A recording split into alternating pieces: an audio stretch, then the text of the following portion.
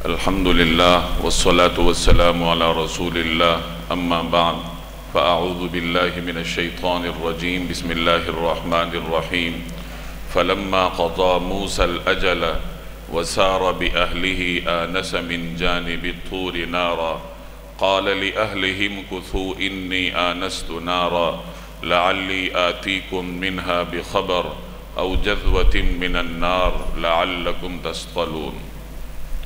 گزشتہ آیات میں سیدنا موسیٰ علیہ السلام کی حیات مبارکہ کے اس حصے کی تفصیل آپ کے سامنے آئی تھی جس میں وہ مصر سے ہجرت کر کے مدین تشریف لے جاتے ہیں، وہاں انہیں جگہ ملتی ہے، روزگار ملتا ہے، اور اس کے ساتھ ہی اللہ تبارک و تعالی ان کی شادی کا بھی بندوبست کر دیتا ہے۔ طے یہ ہوا تھا کہ موسیٰ علیہ السلام 8 سال یا 10 سال وہاں ان کے گھر میں کام کریں گے، اور بعد میں وہ بزرگ جن کا نام آپ کے سامنے حضرت شعیب علیہ السلام اور اسی طرح ایک اور رائے بھی آپ کے سامنے آئی تھی کہ وہ پیغمبر شعیب علیہ السلام نہیں تھے بلکہ کوئی اور وہاں کے مقدس بزرگ تھے، تو انہوں نے حضرت موسیٰ علیہ السلام کو یہ پیشکش کی تھی کہ آپ ہمارے ہاں 8 سال یا 10 سال تک کام کر لیجئے تو میں بعد میں اپنی ایک بیٹی کا نکاح بھی آپ سے کر دوں گا۔ موسیٰ علیہ السلام نے ان کی پیشکش منظور کر لی اور پھر انہوں نے وہاں کام شروع کر دیا۔ جب مدت پوری ہوئی تو بعد میں انہوں نے حضرت موسیٰ علیہ السلام کے ساتھ اپنی بڑی صاحبزادی صفورہ کا نکاح کر دیا۔ ان صفورہ کے بارے میں، ان کی عظمت کے بارے میں، ان کی فراست کے بارے میں گزشتہ درس میں تفصیل سے آپ کے سامنے آ چکا ہے کہ اللہ تبارک و تعالی نے ان کو بے مثال فراست عطا فرمائی تھی، اور اسی فراست کی برکت تھی کہ اللہ جل جلالہ نے ان کو سیدنا موسیٰ علیہ السلام کی زوجیت کے لیے منتخب فرمایا۔ تو موسیٰ علیہ السلام کا نکاح ہوا، شادی ہوئی، درمیان میں تقریباً 10 برس گزر چکے تھے، یعنی مصر سے نکلے تھے اور اب ان کا نکاح ہو چکا ہے اور اپنی آزادی سی زندگی گزار رہے ہیں، تو یہ کوئی 10 برس کا وقفہ درمیان میں گزر چکا ہے۔ اس دوران موسیٰ علیہ السلام کا یہ گمان تھا کہ وہ جو مصر میں میرے خلاف ایک تحقیق چل رہی تھی کہ ایک قبطی میرے ہاتھ سے قتل ہوا تھا، تو اس پہ حالات نے اب گرد ڈال دی ہوگی، اب وہ چیز ان کے ذہنوں سے محو ہو چکی ہوگی۔ اور واقعہ بھی یہی تھا کہ موسیٰ علیہ السلام جس زمانے میں مصر سے نکلے تھے اس وقت مصر کے اوپر جس فرعون کی حکومت تھی، ان 10 سالوں میں وہ فرعون دنیا سے جا چکا تھا، اب نیا فرعون آیا تھا۔ آپ جانتے ہیں کہ فرعون کسی شخص کا نام نہیں ہے بلکہ یہ منصب کا نام ہے کہ مصر کے بادشاہ کو فرعون کہا جاتا تھا۔ وہ بادشاہ جس نے بنی اسرائیل کے بچے قتل کروائے تھے، مورخین کہتے ہیں کہ وہ اب مر چکا تھا اور دوسرا کوئی فرعون آیا تھا۔ تو موسیٰ علیہ السلام نے اسی میں اپنی عافیت سمجھی، یہی انہوں نے مناسب سمجھا کہ اب مجھے چلے جانا چاہیے واپس اپنے اصلی علاقے مصر کی طرف۔ وہاں ان کی والدہ ماجدہ تھیں، ان کے والد تھے، ان کے بھائی تھے، بہن تھیں، ان کا پورا گھرانہ تھا۔ 10 سال سے وہ اپنے گھرانے سے علیحدہ تھے، تو انہوں نے یہی مناسب سمجھا کہ مجھے اب جا کر اپنے گھر والوں کے ساتھ ملاقات کرنی چاہیے۔ تو اپنے سسر محترم کے سامنے انہوں نے جب اپنی اس خواہش کا اظہار کیا تو انہوں نے قبول فرمایا اور اجازت دے دی کہ آپ اپنی اہلیہ کے ساتھ مصر کا سفر کر لیجئے۔ بکریوں کا ریوڑ بھی ساتھ کر دیا کہ راستے میں کام آئے گا یا گزر بسر کے لیے کام آئے گا، اور بعض حضرات کہتے ہیں کہ کوئی خادم بھی ساتھ کر دیا تھا کہ آپ کی خدمت کے لیے راستے میں یا وہاں پر یہ آپ کے کام آئے گا۔ اب موسیٰ علیہ السلام ہیں، ان کی اہلیہ سیدہ صفورہ ہے، خادم ہیں، بکریوں کا چھوٹا موٹا ریوڑ ہے۔ یہ ایک چھوٹا سا قافلہ ہے جو کہ مدین سے نکلتا ہے اور مصر کی جانب جاتا ہے۔ پہلے بھی میں عرض کر چکا تھا کہ یہ پورا ایک جزیرہ نمائیں سینا ہے جو کہ مختلف سمندروں کے درمیان ہے۔ ایک طرف بحیرہ روم ہے، دوسری طرف بحر احمر ہے، خلیج عقبہ ہے، اسی طرح نہر سویز بھی اسی جزیرہ نمائیں سینا کو لگتی ہے، یعنی 3 اطراف میں سمندر ہے، درمیان میں یہ ایک جزیرہ ہے۔ کوئی 67,000 مربع میل اس کی کل مسافت ہے۔ اسی جزیرہ نمائے سینا میں وہ مقدس میدان ہے جسے ہم صحرائے سینا کہتے ہیں، وادی طی بھی کہتے ہیں۔ اسی مقدس صحرا کے اندر جبل طور بھی ہے، اور اسی مقدس صحرا میں بنی اسرائیل کی بہت ساری یادگاریں وابستہ ہیں، اور اس کی مسافت کوئی 27 میل کے قریب بتائی جاتی ہے۔ گزشتہ درس میں بھی یا اس سے پیوستہ درس میں اس کی تفصیل آپ کے سامنے آئی تھی۔ تو بہرحال موسیٰ علیہ السلام اپنے اسی راستے سے واپس آئے، جس راستے سے گئے تھے اسی صحرا میں۔ تو اب موسیٰ علیہ السلام واپس تشریف لاتے ہیں مدین سے مصر کی جانب۔ جب صحرائے سینا میں داخل ہوتے ہیں تو آگے جا کر کوہ طور آتا ہے۔ اسی کوہ طور کے پاس کوئی ایسا موقع آتا ہے کہ رات کا وقت ہے اور شدید سردی ہے، اہلیہ کی طبیعت بھی ٹھیک نہیں ہے۔ اب سردی سے بچاؤ کے لیے آگ چاہیے۔ اس زمانے میں مسافر سفر کرتے وقت اپنے ساتھ وہ پتھر رکھتے تھے کہ جن کو رگڑنے سے آگ پیدا ہوتی تھی، آگ جلتی تھی، جیسے آج کل ماچس کی ڈبیا ہے۔ تو قدیم زمانے کے لوگ کوئی خاص قسم کے پتھروں سے یہ کام لیتے تھے، تو وہ پتھر استعمال کرنے سے بھی آگ میسر نہ ہوئی۔ اب آگ چاہیے تھی اور آگ کا بندوبست نہیں ہو رہا تھا، تو اتنے میں دور سے انہیں نظر آتا ہے کوہ طور کی جانب سے کہ کوئی شعلہ ہے، کوئی آگ نظر آتی ہے۔ تو موسیٰ علیہ السلام نے اپنے اہل خانہ سے فرمایا کہ آپ لوگ یہیں پر رہیں، میں جاتا ہوں دیکھتا ہوں کہ شاید یہاں سے مجھے کوئی آگ میسر آ جائے، وہاں سے کوئی انگارہ میں لے آؤں تاکہ اس کے ذریعے یہاں پہ ہم آگ جلا سکیں۔ ممکن ہے وہاں پر کوئی ہو، ہم اس سے راستے کی بھی معلومات لے لیں گے تاکہ ہمیں درست اور آسان راستے کی معلومات مل سکیں۔ تو اس طریقے سے موسیٰ علیہ السلام اس آگ کی جانب روانہ ہوتے ہیں۔ وہ آگ کیا تھی؟ وہ اللہ تبارک و تعالیٰ کی تجلیات کا نور تھا۔ کوہ طور پر ایک درخت تھا، اس درخت کے اوپر اللہ جل جلالہ کی تجلیات کا وہ نور پڑ رہا تھا، اور اس کی برکت ایسی تھی کہ بظاہر لگ رہا تھا کہ اس درخت سے شعلے اٹھ رہے ہیں، لیکن شعلے اٹھنے کے باوجود بھی کوئی دھواں نہیں تھا، جیسے آگ کا دھواں ہوتا ہے، دھواں نہیں تھا۔ وہ درخت جل نہیں رہا تھا، بلکہ کہا جاتا ہے کہ جیسے جیسے شعلے بڑھتے تھے درخت کی تر و تازگی بڑھتی تھی۔ ایک صحابی فرماتے ہیں کہ میں نے وہ درخت دیکھا ہے کوہ طور کے اوپر، اور اس درخت کی ایک عجیب چمک ہے جو کہ دوسرے درختوں سے نمایاں اور ممتاز ہے۔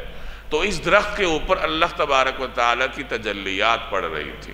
موسیٰ علیہ السلام سمجھ رہے تھے کہ اس کو آگ لگی ہوئی ہے، اور آگ حاصل کرنے کے لیے حضرت موسیٰ علیہ السلام وہاں گئے۔ اب جب قریب تشریف لے گئے تو اللہ تبارک و تعالیٰ نے انہیں پکارا، اَن یا موسیٰ انی انا اللہ رب العالمین، کہ اے موسیٰ میں اللہ ہوں، تمہارا پروردگار ہوں، تمام جہانوں کا رب ہوں۔ تو اس طریقے سے اللہ تبارک و تعالیٰ نے حضرت موسیٰ علیہ السلام سے خطاب فرمایا، اور اسی موقع پر اللہ نے حضرت موسیٰ علیہ السلام کو نبوت سے سرفراز فرمایا، انہیں نبوت کا منصب عطا فرمایا، اور اس کی تفصیل سورہ طٰہٰ میں موجود ہے۔ میں نے پہلے اس سورت کے آغاز میں عرض کیا تھا کہ موسیٰ علیہ السلام کی حیات مبارکہ قرآن کریم میں مختلف مقامات پر تفصیل کے ساتھ آئی ہے۔ حیات مبارکہ کے مختلف حصے قرآن کریم میں مختلف مقامات پر بیان ہوئے ہیں۔ ان کی مبارک زندگی کا ابتدائی حصہ تفصیل کے ساتھ اس سورۃ القصص میں ہے، جیسے کہ سورت کے آغاز میں آپ نے پڑھا کہ ان کی ولادت کس ماحول میں ہوئی، پرورش کیسے ہوئی، پھر آگے شادی کیسے ہوئی، یہ تمام حالات اس سورت میں تفصیل کے ساتھ آپ کے سامنے آئے۔ اب آگے نبوت کیسے ملی تو یہاں بھی اس کا ذکر ہے، آج جو آیات ہم پڑھیں گے، لیکن یہ واقعہ تفصیل کے ساتھ سورہ طٰہٰ میں مذکور ہے۔ اس کے بعد فرعون کے دربار میں جاتے ہیں، وہاں دعوت دیتے ہیں، تو فرعون اور موسیٰ علیہ السلام کے درمیان مکالمہ ہوتا ہے۔ اس کی تفصیلات اللہ تبارک و تعالیٰ نے سورہ شعراء میں بیان کی ہیں۔ جو لوگ ہمارے ساتھ سورۃ شعراء میں موجود تھے وہ وہاں پڑھ کر آئے ہیں۔ تو یہ حضرت موسیٰ علیہ السلام کے واقعات کا خلاصہ ہے، جس کو اللہ تبارک و تعالیٰ نے قرآن کریم میں مختلف مقامات پر بیان فرمایا ہے۔ فَلَمَّا قَضَى مُوسَى الْأَجَلَ، پھر جب موسیٰ نے وہ مدت پوری کر لی۔ کون سی مدت؟ وہ ان کو پیشکش کی گئی تھی کہ آپ 8 سال کام کر لیجئے یا 10 سال کام کر لیجئے، جب مدت پوری ہوگی تو پھر بعد میں آپ کی شادی بھی ہو جائے گی اور آپ کی یہ جو ضروریات ہیں وہ پوری ہو جائیں گی۔ تو 8 اور 10 سال میں سے اختیار ملا تھا، اور آپ نے پڑھا تھا کہ موسیٰ علیہ السلام نے پیشکش قبول کی تھی، لیکن ساتھ فرمایا تھا کہ دونوں میں سے جو بھی مدت میں پوری کر لوں وہ میری ثوابدید پہ ہوگا، چاہوں تو 8 سال پوری کروں، چاہوں تو 10 سال پوری کروں۔ یہاں قرآن کریم نے اتنا ہی کہا کہ موسیٰ علیہ السلام نے مدت پوری کر لی۔ کون سی مدت پوری کی؟ کم از کم یا زیادہ سے زیادہ، یعنی 8 سال یا 10 سال؟ تو قرآن کریم یہاں اس کی وضاحت نہیں کرتا۔ مفسرین فرماتے ہیں کہ انہوں نے 10 سال کی مدت پوری کی، یعنی جو زیادہ تر مدت تھی 10 سال کی، موسیٰ علیہ السلام وہ پوری کرتے ہیں۔ وَسَارَ بِأَهْلِهِ، اور اپنی اہلیہ کو لے کر چلتے ہیں۔ درمیان کے جتنے واقعات ہیں قرآن کریم نے بیان نہیں کیے کہ پھر نکاح ہوا اور پھر کس طریقے سے تمام معاملات طے ہوئے۔ میں پہلے آپ سے عرض کر چکا ہوں کہ قرآن کریم تاریخ کی کتاب نہیں ہے، وہ تاریخ کی جزیات کو بیان نہیں کرتا، تاریخ میں سے اس جزیے کو آپ کے سامنے بیان کرتا ہے جس سے ہمارے لیے کوئی سبق دینا مقصود ہو۔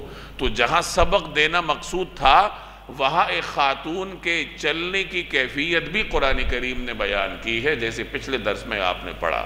اس خاتون کا بیان، اس کے الفاظ بھی قرآن کریم نے نقل کیے، کیونکہ اس میں خواتین کو سبق دینا مقصود تھا۔ پچھلے درس میں تفصیل سے آپ پڑھ چکے ہیں، اور جہاں پر کوئی سبق نہیں ہے تو وہ تمام تر واقعات قرآن کریم حذف کرتا ہے اور مختصراً آپ کو بتاتا ہے کہ موسیٰ علیہ السلام نے مدین میں رہنے کی مدت پوری کر لی اور اپنے اہل خانہ کو لے کر چلے گئے۔ اہل خانہ کو کہاں سے لے کر گئے؟ مدین سے مصر لے کر گئے۔ یہ دونوں الگ الگ ریاستیں تھیں، مصر پر فرعون کی حکومت تھی، مدین ایک الگ ریاست تھی، اور اس زمانے میں ان کے درمیان جو مسافت تھی وہ 8 یا 10 دن کی تھی، یعنی 8-10 دن مسافر سفر کر کے مدین سے مصر آتا تھا، اور موسیٰ علیہ السلام اپنی اہلیہ کو مدین سے لے کر اس طویل سفر پر روانہ ہوئے، اور سسر محترم نے اجازت دی۔ اس سے ہمیں یہ سبق ملا کہ شوہر کو یہ اختیار ہوتا ہے کہ وہ اپنی بیوی کو لے کر سفر پہ جائے، چاہے دوسرے شہر جائے یا دوسرے ملک جائے، یہ شوہر کی ثوابدید پر ہے۔ اگر شوہر اور بیوی باہم مل کر فیصلہ کر لیتے ہیں کہ ہم نے بیرون ملک جانا ہے یا ہم نے کسی دور دراز کے سفر پر جانا ہے، تو بیوی کے گھر والوں کو، یعنی اس کے میکے کو، یہ حق نہیں ہے کہ وہ رکاوٹ ڈالے یا شوہر کو پابند کرے کہ تم اس کو لے کے سفر نہیں کر سکتے۔ یہ ان دونوں کا آپس کا معاملہ ہے، آپس میں اگر وہ طے کر لیتے ہیں تو پھر اس کے والدین کو یا شوہر کے والدین کو درمیان میں اس طریقے سے مداخلت کرنا جو ان دونوں کی رضامندی کے خلاف ہو، اس کی اجازت نہیں ہے۔ اور ہمیں اسی سے اس کا سبق ملتا ہے کہ موسیٰ علیہ السلام مدین سے لے کر نکلتے ہیں، اور کتنے خطرناک حالات تھے، سفر بھی اتنا محفوظ نہیں تھا، اور مصر میں موسیٰ علیہ السلام کو کیسے حالات پیش آئیں گے، وہ ان کے سسر محترم جانتے تھے کہ وہاں کی حکومت ان کی تلاش میں ہے، اور خطرناک حالات میں یہ وہاں سے نکل کر آئے تھے۔ اب کیا حالات پیش آتے ہیں، کیا صورتحال ہوتی ہے؟ تمام تر خطرات اور اندیشوں کے باوجود ان کے سسر محترم نے ان کو اجازت دی کہ ٹھیک ہے، آپ کی اہلیہ ہے، آپ نے سفر کرنا ہے، آپ کی ثوابدید ہے، تو آپ جائیے۔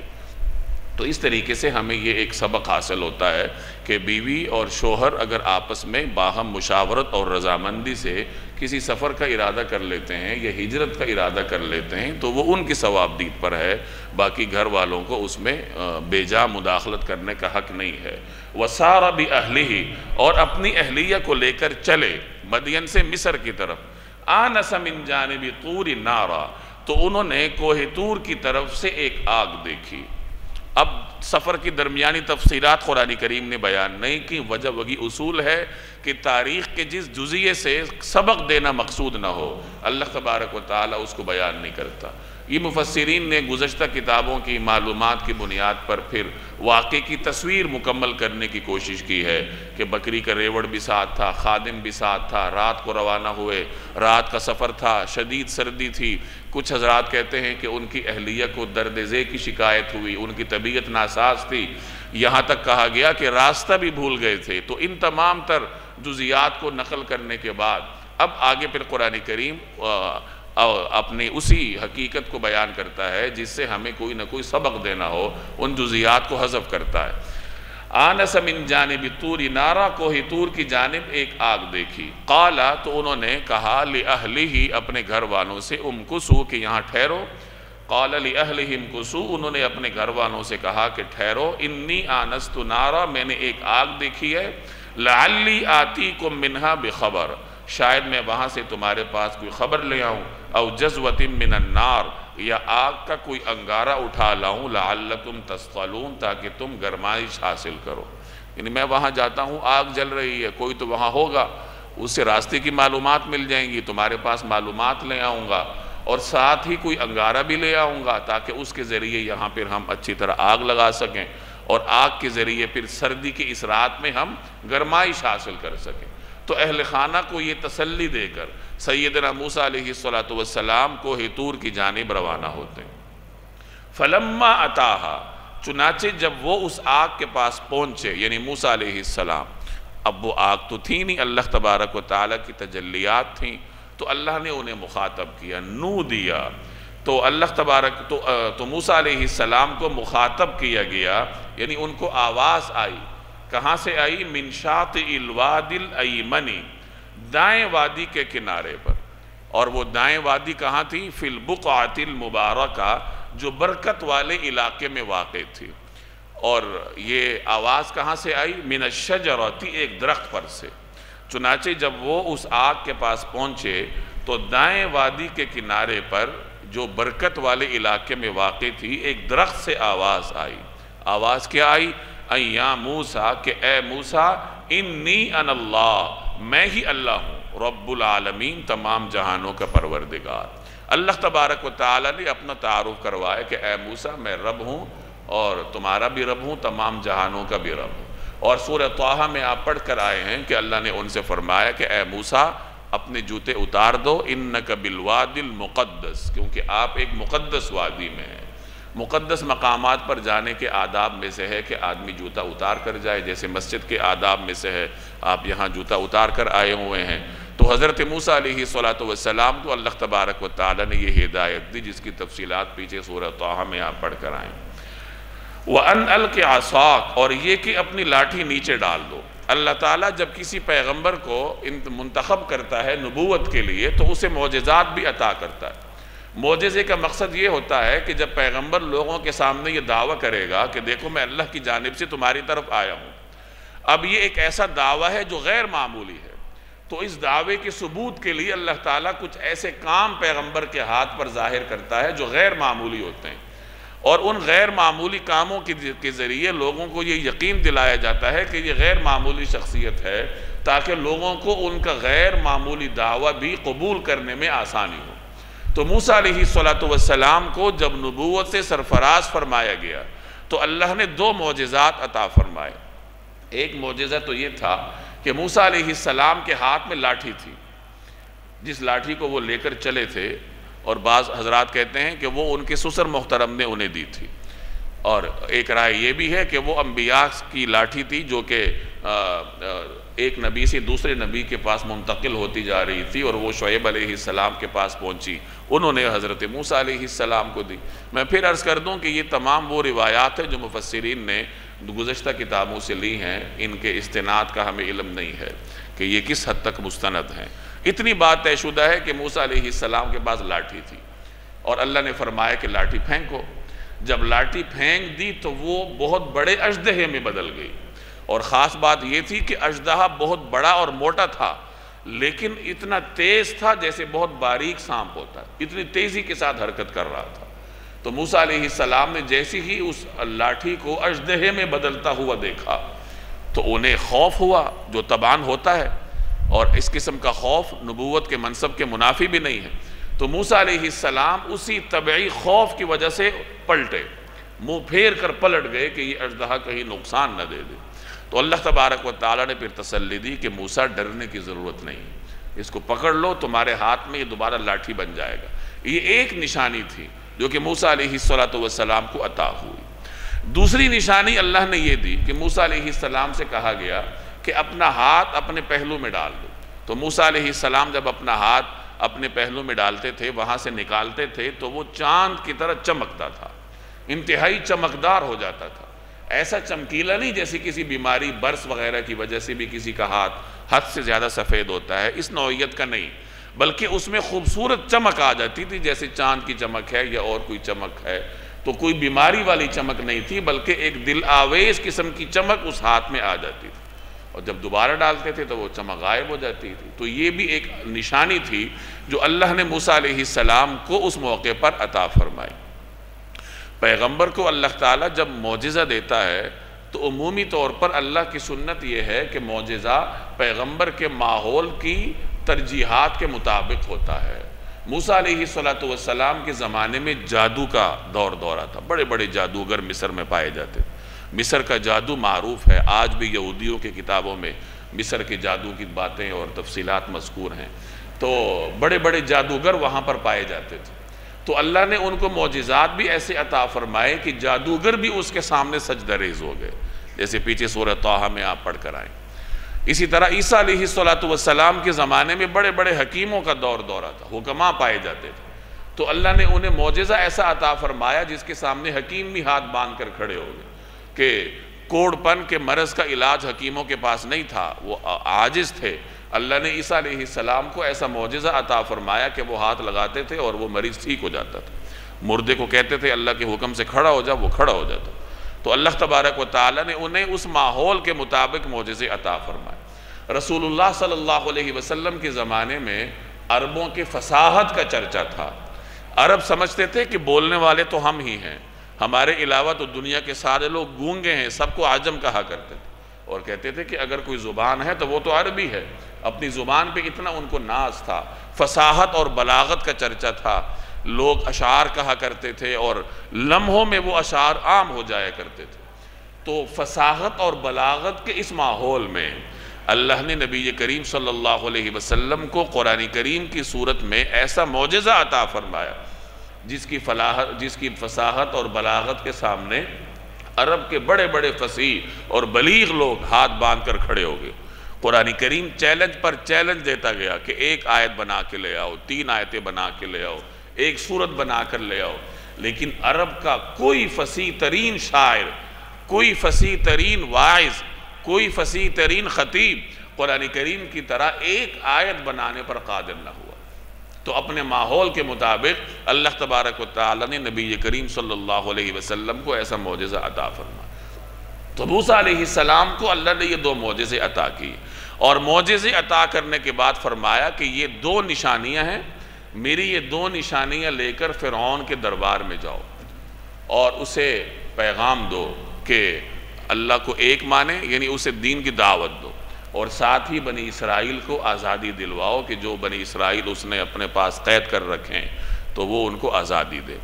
تو فرمایا وَأَنْ أَلْقِ عَصَاكَ، اور یہ کہ اپنی لاٹھی نیچے ڈال دو۔ جیسی ہی لاٹھی ڈالی تو وہ سانپ بن گئی۔ فَلَمَّا رَآهَا، پھر ہوا یہ کہ جب انہوں نے یعنی موسیٰ علیہ السلام نے اس لاٹھی کو دیکھا، تَهْتَزُّ، کہ وہ حرکت کر رہی ہے، اور حرکت بھی کیسی، كَأَنَّهَا جَانٌ، جیسے وہ سانپ ہو، سانپ کی طرح حرکت کر رہی تھی۔ وَلَّا مُدْبِرًا، تو وہ پیٹ پھیر کر بھاگے۔ طبعاً ایک خوف ہوا، اور جیسے میں نے عرض کیا کہ طبی طور پر یہ خوف نبوت کے منصب کے منافی نہیں ہوتا۔ تو اللہ نے فرمایا یا موسیٰ، اے موسیٰ، اقبل، سامنے آؤ، ولا تخف، اور ڈرو نہیں، انک من الآمنین، آپ بالکل محفوظ ہیں، یعنی آپ محفوظ ہیں، آپ کو خوف کرنے کی ضرورت نہیں ہے۔ اسلک یدک فی جیبک، یہ تو ایک نشانی تھی، اب اگلی نشانی کی باری ہے۔ اسلک یدک فی جیبک، اپنا ہاتھ اپنے گریبان میں ڈالو تو کیا ہوگا، تخرج بیضاء، تو وہ چمکتا ہوا نکلے گا، من غیر سو، بغیر کسی بیماری کے، یعنی یہ چمک ایسی نہیں ہوگی جیسی کسی بیماری برس وغیرہ کی وجہ سے ہوتی، تو وہ بغیر کسی بیماری کے چمکتا ہوا نکلے گا۔ وَضْمُمْ إِلَيْكَ جَنَاحَكَ مِنَ الرَّهْبِ، اور ڈر دور کرنے کے لیے اپنا بازو اپنے جسم سے لپٹا لینا، یعنی یہ ان نشانیوں کی وجہ سے طبعاً جو موسیٰ علیہ السلام پر ایک رعب طاری ہوا، تو اللہ نے فرمایا کہ اپنے جو ہاتھ ہیں وہ اپنے جسم کے ساتھ لپٹا لینا، چمٹا لینا، تو اس طریقے سے وہ خوف جو ہے دور ہو جائے گا۔ یعنی یہ موسیٰ علیہ السلام کو خوف دور کرنے کا یا اپنے اوپر حاوی اندیشے دور کرنے کا طریقہ بتایا گیا۔ مفسرین فرماتے ہیں کہ موسیٰ علیہ السلام کی اتباع میں جب بھی کوئی آدمی خوف اور رعب کے وقت یہ عمل کرے گا کہ اپنے بازو اپنے جسم کے ساتھ چمٹا لے گا تو اللہ تبارک و تعالی اس کے خوف اور اندیشے کو دور کر دے. قرآن کریم نے اتنا ہی کہا ہے کہ اللہ نے فرمایا کہ اپنے بازو اپنے جسم سے لپٹا لو. اب بازو جسم سے لپٹانے کا چمٹانے کی کیا صورت ہوگی؟ مفسرین نے اس کی دو ممکنہ صورتیں بیان کی ہیں کہ ایک صورت یہ ہو سکتی ہے کہ کوئی آدمی اس طریقے سے اپنے دونوں ہاتھ اپنے پہلوؤں میں دے کے اپنے دونوں بازو جسم کے ساتھ لپٹا لے، اور ایک صورت یہ ہو سکتی ہے کہ بازو اسی طریقے سے کھلے ہوں اور اپنے جسم کے ساتھ اس طریقے سے لپٹا لے. بعض حضرات نے یہ بھی کہا ہے کہ اپنا ہاتھ اپنے دل پہ رکھ لے. تو زیادہ قرین قیاس یا زیادہ راجح یہی کہا گیا، اسی کو قرار دیا گیا کہ ایک آدمی اپنے بازو اسی طریقے سے اپنے جسم کے ساتھ چمٹا لے تو اللہ تبارک و تعالی اس کے خوف کو دور کر دے گا. آپ میں سے کوئی آدمی اگر نفسیات کے علم سے دلچسپی رکھتا ہے تو وہ اس پہ تحقیق کر سکتا ہے کہ بازو جسم سے لپٹانے میں انسان کی نفسیاتی کیفیت پر کیا اثرات پڑتے ہیں. یقیناً اس کے نفسیات کی روح سے اس کے کوئی نہ کوئی اثرات ہوں گے. تو بہرحال اس طریقے سے اللہ تبارک و تعالی نے موسیٰ علیہ السلام کے خوف کو دور کرنے کا سامان کیا، اور موسیٰ علیہ السلام کی برکت سے رہتی دنیا کے انسانوں کو ایک نسخہ ہاتھ لگ گیا کہ اگر کسی آدمی پر ماحول کا کوئی خوف اچانک طاری ہوتا ہے تو اپنے اوپر سے خوف دور کرنے کے لیے وہ اسی طرح اپنے بازو جسم سے لپٹا لے تو اس کا خوف دور ہو جائے گا. تو اللہ نے فرمایا کہ اسی طرح اپنا ڈر دور کرنے کے لیے اپنے بازو اپنے جسم سے لپٹا لو. فَذَانِكَ بُرْحَانَانِ مِن رَبِّكَ، اب یہ دو زبردست دلیلیں ہیں آپ کے رب کی طرف سے اِلَىٰ فِرْعَوْنَ وَمَلَئِ، فرعون اور اس کے درباریوں کے لیے. یعنی اب یہ زبردست دو دلیلیں ہیں جو تمہارے پروردگار کی طرف سے فرعون اور اس کے درباریوں کے پاس بھیجی جا رہی ہیں. انہم کانوا قوما فاسقین، وہ بڑے نافرمان لوگ ہیں. دو دلیلوں سے مراد کہ ایک تو لاٹھی کا پھینک کر اژدہا بن جانا اور ایک موسیٰ علیہ السلام کے ہاتھ مبارک کا چمکتے رہنا. تو یہ دو دلیلیں ہیں. موسیٰ علیہ السلام سے فرمایا گیا کہ اب آپ نبی ہیں، یہ دو معجزات اور دلیلیں ہیں، ان کو لے کر فرعون اور درباریوں کے پاس جاؤ اور انہیں دین کی دعوت دو. اب موسیٰ علیہ السلام اپنا ایک اندیشہ اللہ کے سامنے بیان کر رہے ہیں کہ ظاہر ہے کہ جب انہیں رسالت کا منصب عطا ہوا، اب انہوں نے غور کیا کہ میں اس منصب کو پورا کیسے کروں گا. تو ان کے سامنے ایک رکاوٹ آئی کہ میں تو اس طریقے سے ان کے ہاں مطلوب ہوں، وہ تو میری تلاش میں ہیں، تو وہ تو مجھے دیکھتے ہی گرفتار کر لیں گے، تو اللہ کا پیغام انہیں میں کیسے سناؤں گا. یہاں اندیشہ اپنی جان کا نہیں ہے بلکہ اللہ کا پیغام پہنچانا ہے کہ پیغام پہنچانے کے راستے میں یہ ایک رکاوٹ ہے. تو وہ رکاوٹ موسیٰ علیہ السلام اللہ کے سامنے بیان کر رہے. قال، موسیٰ علیہ السلام نے کہا، ربی، اے میرے پروردگار، انی قتلت منہم نفسا، میں نے تو ان کا ایک آدمی قتل کر دیا تھا، فاخاف ان یقتلون، اس لیے مجھے ڈر ہے کہ وہ مجھے قتل نہ کر دیں. یہ ایک اندیشہ ہے کہ جو اس منصب رسالت کو عام کرنے میں یا اس سے عہدہ برآ ہونے کے راستے میں رکاوٹ ہے. تو موسیٰ علیہ السلام اللہ سے اس کی عرض معروض کر رہے ہیں. دوسرا اندیشہ موسیٰ علیہ السلام کو یہ تھا کہ میری زبان میں تو رکاوٹ ہے، اور ظاہر ہے کہ بات کرنے کے لیے فصاحت درکار ہے، اور زبان میں جو ایک رکاوٹ ہے طبعاً تو وہ اچھے طریقے سے بات کرنے کے راستے میں رکاوٹ ہے. مفسرین فرماتے ہیں کہ موسیٰ علیہ السلام نے بچپن میں انگارہ منہ میں ڈال لیا تھا، تو اس انگارے کی وجہ سے ان کی زبان میں ایک رکاوٹ آ گئی تھی جو بعد میں بھی رہی، اور انہیں ذرا روانی کے ساتھ بات چیت کرنے میں دشواری محسوس ہوتی تھی.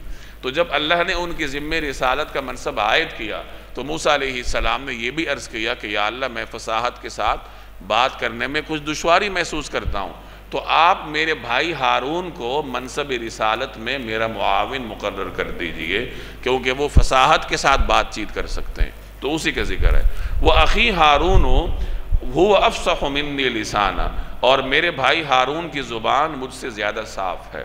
فَأَرْسِلْهُ مَعِيَ رِدْءًا، ان کو بھی میرے ساتھ مددگار بنا کر بھیج دیجئے، یعنی انہیں منصب رسالت میں میرا معاون بنا دیجئے. یصدقنی، تاکہ وہ میری تائید کریں. انی اخاف ان یکذبون، مجھے اندیشہ ہے کہ وہ لوگ مجھے جھٹلائیں گے.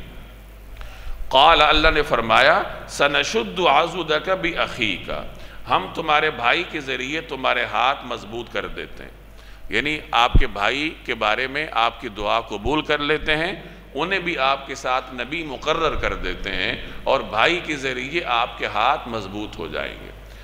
رشتہ داروں کے ذریعے، بھائیوں کے ذریعے ویسے بھی انسان کے ہاتھ مضبوط ہوتے ہیں، خاندان کے ذریعے۔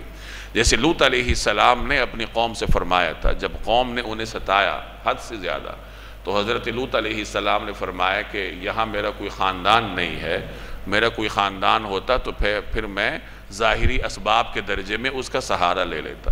تو خاندان ہو، رشتہ دار ہوں، بہن بھائی ہوں، یہ انسان کی پیٹھ کو مضبوط کرنے کے لیے ہوتے ہیں، اس لیے شریعت میں صلہ رحمی کی سخت تاکید کی گئی ہے۔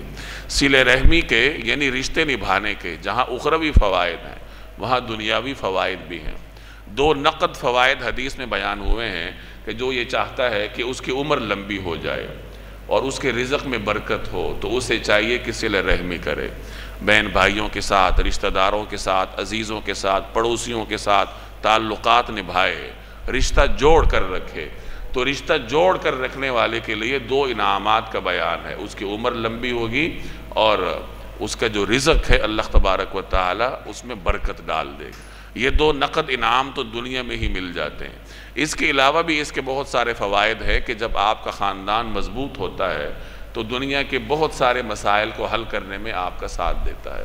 اس لیے معمولی باتوں پر رشتے توڑنے کا جو ہمارے ہاں رجحان ہے اس کے حوصلہ شکنی کرنی چاہیے اور رشتے نبھانے کی کوشش کرنی چاہیے۔ تو اللہ نے فرمایا کہ ہم تمہارے بھائی کے ذریعے تمہارے ہاتھ مضبوط کر دیتے ہیں۔ وَنَجْعَلُ لَكُمَا سُلْطَانًا، اور تم دونوں کو ایسا دبدبہ عطا کر دیتے ہیں۔ سلطان سے مراد یہاں دبدبہ، ایسا روب اور دبدبہ اللہ آپ دونوں یعنی موسیٰ اور ہارون کو عطا کرے گا کہ فَلَا يَصِلُونَ إِلَيْكُمَا، کہ ان کو آپ تک دسترس نہیں ہوگی، یعنی کوئی آپ کو نقصان نہیں دے سکے گا، بِآیاتِنَا، ہماری نشانیوں کی برکت سے۔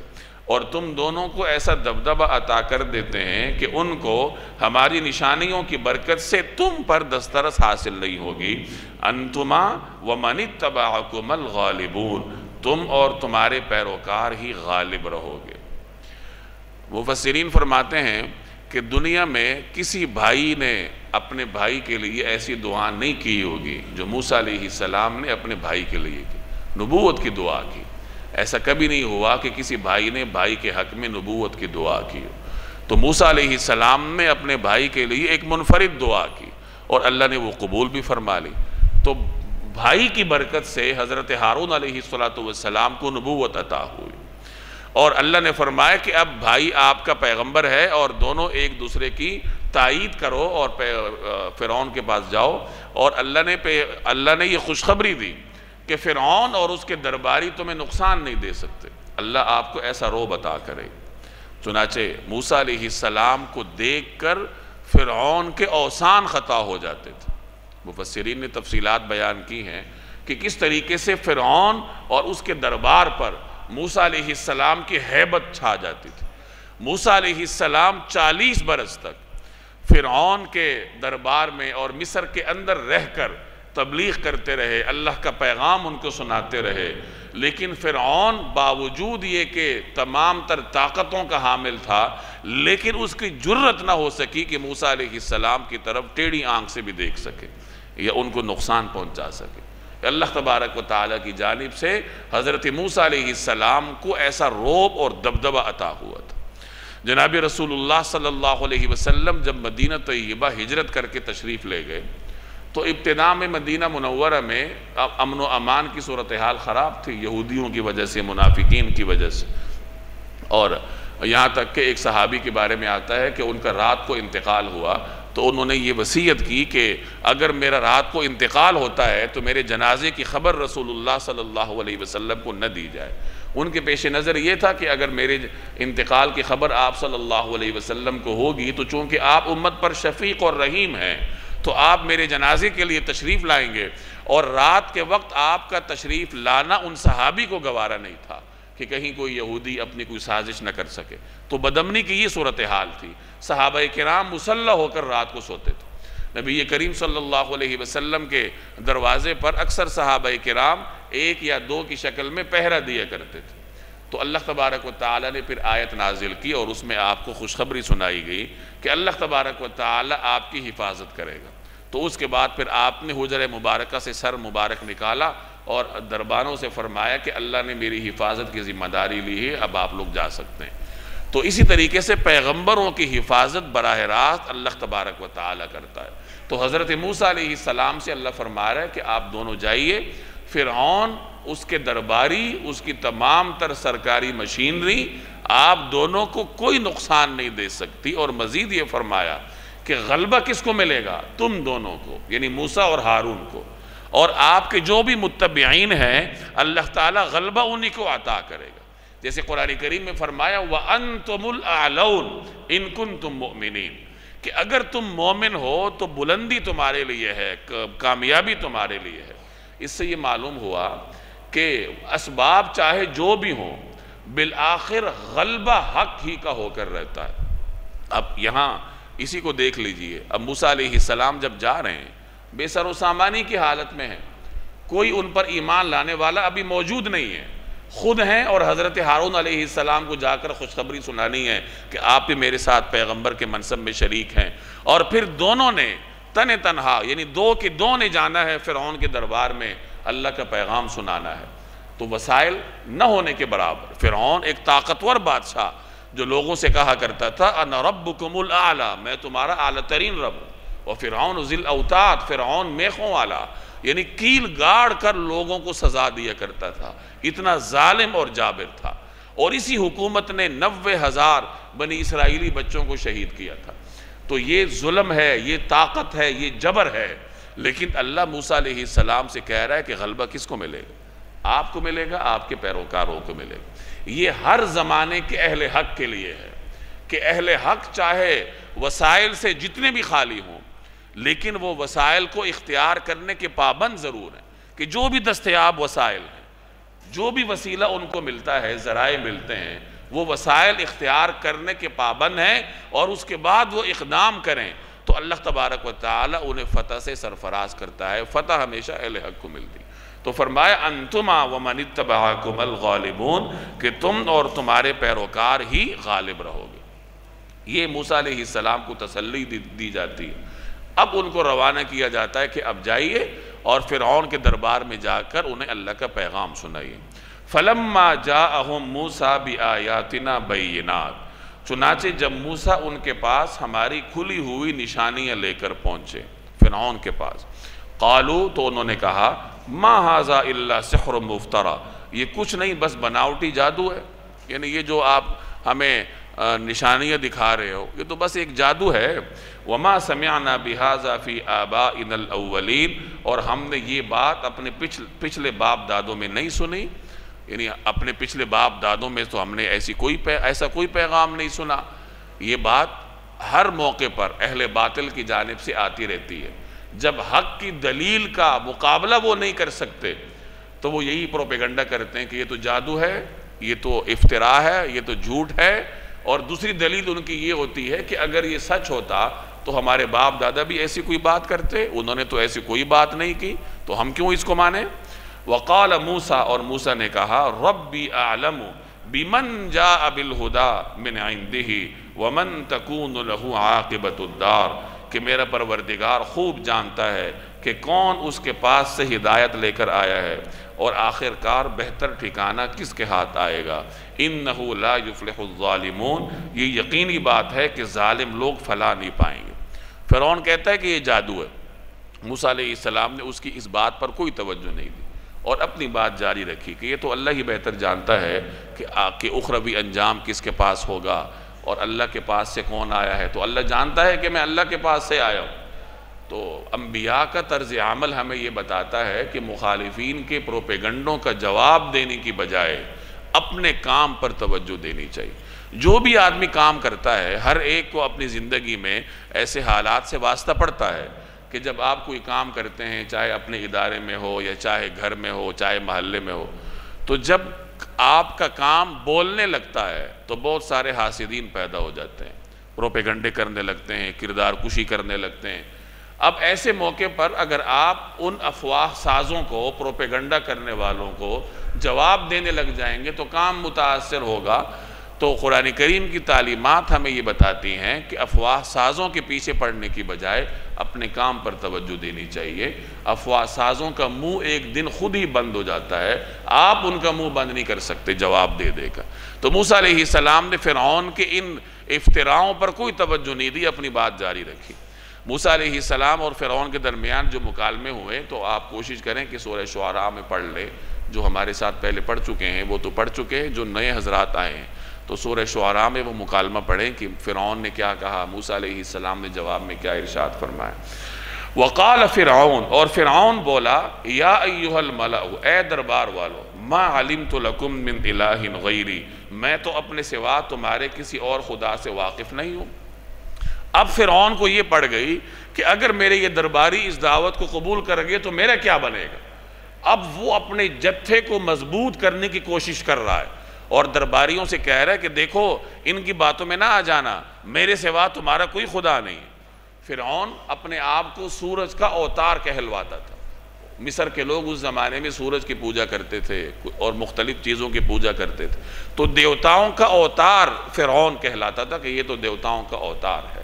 تو فرعون کہتا ہے کہ میں ہی ہوں جو تمہارا رب ہو سکتا ہوں، تمہارے دیوتاؤں کا اوتار ہو سکتا ہوں، اور اس کے علاوہ تمہارا کوئی رب نہیں۔ اب وہ بطور طنز کے ایک بات کہتا ہے کہ یہ موسیٰ میرے علاوہ کسی رب کی بات کرتا ہے۔ تو آؤ، حامان اس کا وزیر تھا، حامان کو کہتا ہے کہ میرے لیے ایک بڑا مینار بناؤ، میں اس مینار پر چڑھ کر دیکھتا ہوں کہ کہیں موسیٰ کا رب ہے بھی یا نہیں۔ اس کا ذکر قرآن کریم کر رہا ہے۔ فَأَوْقِدْ لِي يَا حَامَانُ عَلَى الطِّينِ، حامان تم ایسا کرو کہ میرے لیے گارے کو آگ دے کر پکواؤ۔ مصر اس زمانے میں متمدن ملک تھا تو یقیناً وہاں پکی اینٹیں استعمال ہوتی تھیں، اینٹوں کو پکانے کے لیے بھٹے بھی ہوتے ہوں گے۔ تو اب وہ حامان کو حکم دے رہا ہے کہ بڑی مقدار میں اینٹیں پکواؤ کسی بھٹے وغیرہ میں اور میرے لیے ایک بڑا مینار بنواؤ۔ فَجْعَلْ لِي صَرْحًا، اور میرے لیے ایک اونچی عمارت بناؤ، یعنی پہلے گارے کو آگ دے کر پکواؤ، اینٹیں بناؤ، بہت ساری اینٹیں بنا کر ایک بڑی عمارت یعنی ایک مینار بناؤ۔ میں کیا کروں گا، لعلی اطلع الی الہ موسیٰ، تاکہ میں اس پر سے موسیٰ کے خدا کو جھانک کر دیکھوں، یعنی اس مینار پر میں چڑھوں اور جھانک کر دیکھوں کہ موسیٰ کا خدا ہے بھی یا نہیں۔ وَإِنِّي لَأَظُنُّهُ مِنَ الْكَاذِبِينَ، اور میں تو پورے یقین کے ساتھ یہ سمجھتا ہوں کہ یہ شخص جھوٹا ہے۔ اب یہ جو حامان کو فرعون نے کہا کہ بہت ساری اینٹیں پکوا کر میرے لیے مینار بناؤ تاکہ میں اس پر چڑھ کر موسیٰ کے رب کو دیکھوں، آیا یہ اس نے واقعتاً یہ کام کروانے کے لیے کہا تھا یا بطور مزاح کے کہا تھا؟ تو مفسرین فرماتے ہیں کہ یہ اس نے محض استہزاء کیا تھا کہ یہ کس رب کی بات کر رہا ہے، لاؤ ذرا ہم ایک مینار بنا کر دیکھتے ہیں کہ وہ رب ہے بھی یا نہیں۔ تو مفسرین فرماتے ہیں کہ اس کا مقصد یہ نہیں تھا کہ واقعتاً مینار بنائے، اس لیے مینار بنا بھی نہیں، اس نے تو محض ایک استہزاء کیا تھا۔ اور ایک رائے یہ ہے کہ نہیں، اس نے مینار بنوایا تھا، ایک عظیم قسم کا مینار بنا، اس کے اوپر فرعون چڑھا اور پھر شرمندہ ہو کے اترا۔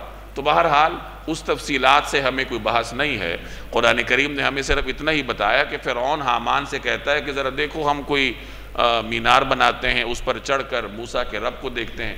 یہ قرآن کریم اس کی حماقت ہمارے سامنے واضح کر رہا ہے کہ باوجود یہ کہ اتنا بڑا بادشاہ ہے لیکن تعصب نے اسے ایسا اندھا بنا دیا کہ اتنا احمق ہے کہ وہ مینار بنا کر اوپر آسمانوں تک چڑھنا چاہتا ہے، حالانکہ ایک بچہ بھی جانتا ہے کہ مینار بنا کر اوپر کوئی چڑھ نہیں سکتا۔ تو معلوم ہوا کہ جب کوئی آدمی تعصب کے میدان میں اترتا ہے تو وہ چاہے جتنا بھی دانشور ہو، تعصب اس کو اندھا کر دیتی۔ جیسے ابو جہل تھا، عرب میں اسے بڑا حکیم اور دانا سمجھا جاتا تھا، اس کی حکمت کے چرچے تھے، اسے حکمت کا باپ کہا جاتا تھا، لیکن تعصب نے اسے ایسا اندھا کر دیا کہ وہ ابو جہل بن گیا۔ سوچتے سمجھتے جانتے بوجھتے بھی تعصب کی وجہ سے وہ دشمنی کے راستے پر چلا، نتیجتاً راندہ درگاہ ہوا۔ تو تعصب ایسی بری چیز ہے اور ہم اس کا مشاہدہ کرتے رہتے ہیں، ہماری زندگیوں میں بھی ایسے مرحلے آتے ہیں جب ہم خود تعصب کی وجہ سے اندھے بن جاتے ہیں۔ گھر میں ہو یا باہر کاروباری زندگی میں ہو، ملازمت کی زندگی میں ہو، بسا اوقات ہمیں معلوم ہوتا ہے کہ ہم غلطی پر ہیں، لیکن چونکہ ہم تعصب میں مبتلا ہوتے ہیں کسی خاص فرد کے، کسی خاص شخص کے، تو اس کے تعصب میں آ کر ہم اندھے بن جاتے ہیں اور جانتے بوجھتے بھی ہم غلط کام کرنے پر اصرار کرتے ہیں۔ تو تعصب ایسی بری بیماری ہے جو کہ انسان کے ہوش اور حواس کو معطل کر دیتی ہے۔ تو یہی قرآن کریم ہمیں یہاں تعلیم دے رہا ہے۔ وَاسْتَكْبَرَ هُوَ وَجُنُودُهُ فِي الْأَرْضِ بِغَيْرِ الْحَقِّ، غرض اس نے اور اس کے لشکروں نے زمین میں ناحق گھمنڈ کیا، یعنی فرعون نے اور اس کے تمام لشکروں نے، حواریوں نے، اس کی سرکاری مشینری نے غرور کیا، تکبر کیا، حالانکہ ان کو حق نہیں تھا کہ وہ تکبر کریں۔ وَظَنُّوا، اور وہ یہ سمجھ بیٹھے، أَنَّهُمْ إِلَيْنَا لَا يُرْجَعُونَ، کہ انہیں ہمارے پاس واپس نہیں لایا جائے گا۔ انسان نافرمانی اسی امید پر کرتا ہے کہ شاید میں نے اللہ کے سامنے نہیں جانا، چاہے ایماندار ہو یا بے ایمان ہو۔ جس کا ایمان ہی نہیں ہے تو اس کی تو بات ہی نہیں ہے۔ ایماندار آدمی بھی جب نافرمانیوں کے راستے پہ اترتا ہے تو اس کے لاشعور میں کہیں یہی امید ہوتی ہے کہ پتہ نہیں پیشی ہوگی بھی یا نہیں ہوگی۔ اگر شعور اور لاشعور پر اللہ کے سامنے پیش ہونے کا منظر غالب ہو تو کبھی بھی انسان غلطی نہیں کرتا، نافرمانی نہیں کرتا۔ غلطی ہو جاتی ہے لیکن جانتے بوجھتے نافرمانی نہیں کرتا، اور نافرمانی ہو جانے کے بعد پھر اللہ کے سامنے جواب دہی کا تصور اسے دوبارہ راہ راست پر لے آتا ہے، اسے توبہ کرنے پر مجبور کر دیتا ہے۔ تو فرعون کے بارے میں اللہ بتا رہا ہے کہ اس نے تکبر کیا اور اس نے یہی سمجھا کہ میں تو بس یہ دنیا ہی ہے اور کیا اللہ کے سامنے پیش ہونا ہے، تو بس جو کچھ ہے یہی دنیا ہے۔ تو اللہ کہہ رہے ہم نے کیا کیا؟ فَأَخَذْنَاهُ وَجُنُودَهُ، ہم نے اس کو اور اس کے لشکروں کو پکڑا، فَنَبَذْنَاهُمْ فِي الْيَمِّ، اور پکڑ میں لے کر انہیں سمندر میں ڈال دی۔ تفصیلات پیچھے سورہ طٰہٰ میں آپ پڑھ کر آئے کہ موسیٰ علیہ السلام بنی اسرائیل کو لے کر نکلے، اللہ نے ان کے لیے اس بحر قلزم میں 12 راستے بنا دیے، وہ پار کر گئے۔ فرعون اپنے لشکروں سمیت پیچھے نکلا، جب دیکھا کہ سمندر میں تو راستے ہیں تو وہ بھی اتر پڑا، اور جیسے ہی وہ اترا اللہ نے پانی کو حکم دے دیا کہ چل پڑو، چنانچہ پانی چل پڑا، وہ سمندر کی موجیں، اور فرعون اور اس کا پورا لشکر اسی سمندر میں غرق ہوا۔ تو اس کا یہاں مختصراً ذکر ہے کہ ہم نے اس کو اور اس کے لشکروں کو پکڑ میں لے کر سمندر میں پھینک دیا۔ فانظر، اب دیکھ لو، کیف کان عاقبۃ الظالمین، کہ ظالموں کا انجام کیسا ہوا۔ ظلم کا یہی انجام ہوتا ہے، ظلم کا سر ہمیشہ نیچا ہوتا ہے۔ دنیا میں بسا اوقات ایک ظالم سمجھتا ہے کہ میں اللہ کی پکڑ سے بچ جاؤں گا، وہ ظلم کرتا رہتا ہے، لیکن بسا اوقات اللہ تعالیٰ اسے ڈھیل دیتا ہے اور وہ ڈھیل ایک نہ ایک دن ختم ہو جاتی ہے۔ کچھ چیزیں ایسی ہیں جو کائنات میں طے شدہ ہیں، جیسے کرپشن ہے، خیانت ہے۔ خیانت کو کبھی دوام نہیں ہوتا۔ بہت سارے ملازمین ایسے ہوتے ہیں جو اپنے اداروں کے ساتھ خیانت کر رہے ہوتے ہیں، سازشیں کر کے آگے جانے کے لیے راستے بناتے ہیں۔ گھروں میں بھی اس طرح ہوتا ہے، جو جہاں جوائنٹ فیملیز ہوتی ہیں وہاں طرح طرح کی سازشیں ہوتی ہیں، ایک دوسرے کے خلاف کانا پھوسی ہوتی ہے، اور ہر خاتون، ہر آدمی یہ چاہتا ہے کہ میں دوسرے کو نیچا کر کے آگے جاؤں۔ تو خوب یاد رکھیے کہ خیانت ہو، مالی خیانت ہو، اخلاقی خیانت ہو، اس کو کبھی دوام نہیں ہوتا۔ خائن آدمی ممکن ہے کہ تھوڑے سے وقت کے لیے آگے چلا جائے، چاہے خاندان میں ہو یا چاہے ادارے میں ہو، تو تھوڑے سے وقت کے لیے وہ آگے جا سکتا ہے، لیکن پھر بالآخر ایسا گرتا ہے کہ پھر اٹھنے کے قابل نہیں ہوتا۔ تو اللہ یہی بتا رہے ہیں ہمیں کہ دیکھو ظالموں کا انجام کیسا ہوا۔ فرعون سے بڑھ کر کوئی ظالم ہوگا؟ فرعون سے بڑھ کر کوئی سازش کر سکے گا؟ اس لیے کبھی بھی کسی انسان کے ساتھ خیانت نہیں کرنی چاہیے، چاہے وہ خیانت مالی ہو، اخلاقی ہو یا کسی بھی طریقے سے ہو۔ میں پھر عرض کرتا ہوں، ہمارے ہاں جو مشترک خاندان ہوتے ہیں تو وہاں پر یہی سازشیں اکثر چلا کرتی ہیں، استثناء ہر جگہ ہوتا ہے، لیکن بہت سارے خاندانوں میں ہی لڑائی جھگڑے ہوتے ہیں، ساس اور بہو میں ہے یا مختلف بیٹوں کی بیویوں میں ہے، وہ بس ایک دوسرے کے خلاف آگ لگانے کی کوشش کرتے پھرتے ہیں، چاہے مرد ہوں یا عورتیں ہوں۔ مقصد یہی ہوتا ہے کہ خاندان میں میرا نام ہو جائے اور فلاں کا جو زاویہ ہے وہ نیچے آ جائے۔ تو عین ممکن ہے کہ زبان درازی کی وجہ سے کوئی آدمی وقتی طور پر خاندان میں نام بنانے میں کامیاب ہو جائے، لیکن اللہ نے ایسے نام کے لیے کوئی دوام نہیں رکھا، بالآخر اس نے نیچے آنا ہوتا ہے، اور پھر ایسی ذلت نصیب ہوتی ہے کہ اس ذلت سے نکلنا سال ہا سال تک ممکن نہیں ہوتا۔